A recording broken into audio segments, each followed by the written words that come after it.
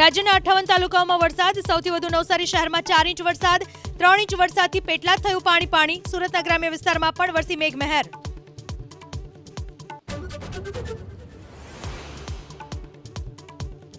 હજુ 1 કલાક સુધી રાજ્યના 19 જિલ્લાઓમાં વરસાદની આગાહી.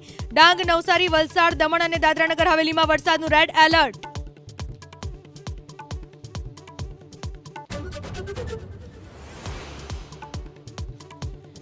એસટી નિગમના કર્મચારીઓના મોંઘવારી ભથ્થામાં 3% વધારો. 55% બદલે 58% લેખે ચૂકવાશે મોંઘવારી ભથ્થું.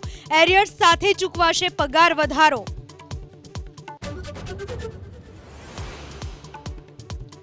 મુંબઈના ચેમ્બુરમાં વરસાદી માહોલ વચ્ચે સ્કૂલ વાન પર પડ્યું મહાકાય ઝાડ. કેટલાક બાળકોને પહોંચી ઈજા. વાનમાં ફસાયેલા બાળકોનું કરાયું રેસ્ક્યુ.